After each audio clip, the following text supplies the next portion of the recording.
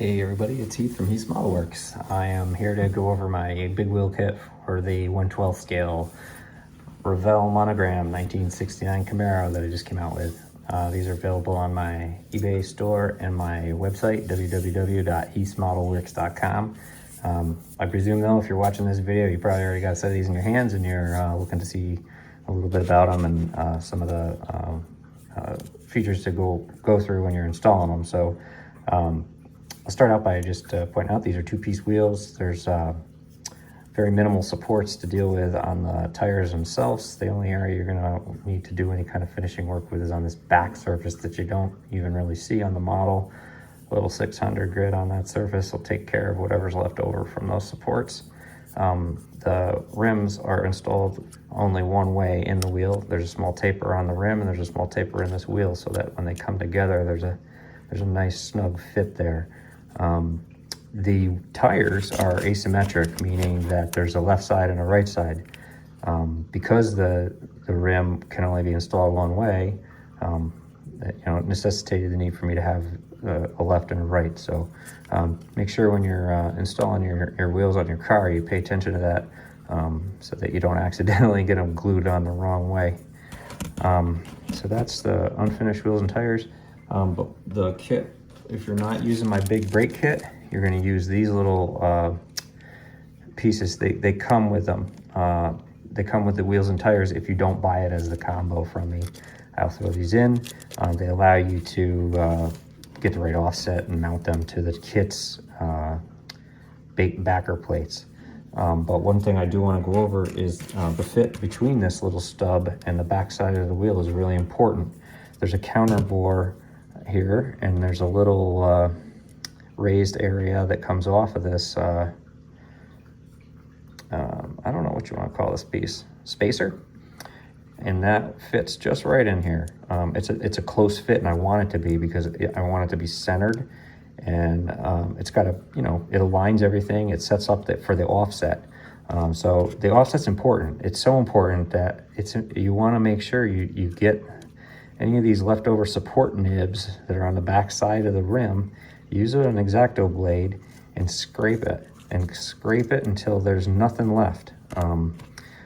These are a good example to see like what the nibs look like, because after you paint them, they're more visible. I started a little bit on this one. You can see where I scraped it, but you want to go more than that. You want to be able to see that entire surface in resin. So actually probably not a bad idea, but after you paint them, to do the trick with the razor blade until you can see that entire surface is resin color. That way when you install the spacer, it's going to be sitting flat and at the right spaced height. You don't want it sitting up on these little raised nibs. So that's pretty important. Other than that, it's going to go right onto the kit. These little spacers are designed to work with the kit's pins.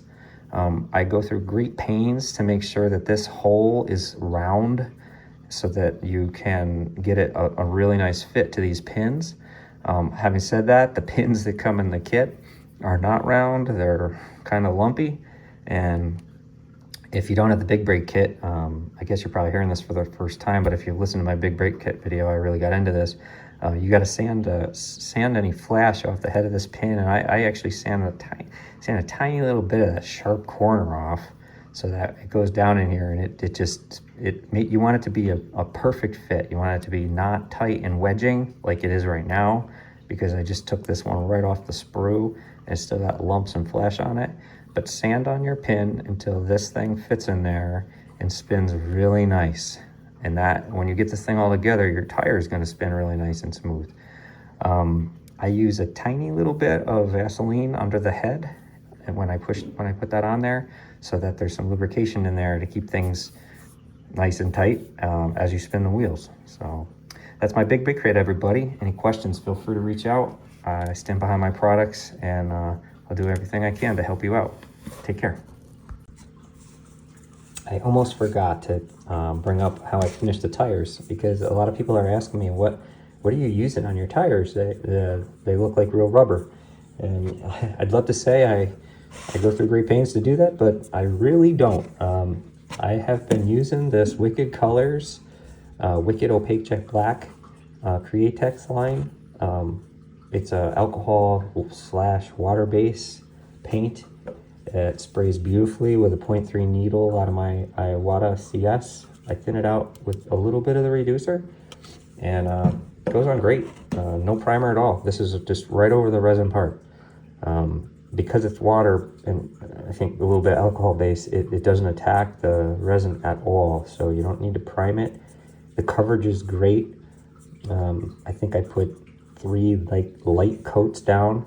It dries ultra fast, so you can put a coat on, go to the next wheel, put a coat on, and by the time you get back around to the 4th wheel, the first one's dry, you put your next coat on. So you can have a set of wheels done up in literally 10 minutes. So that's the finish I use on my tires.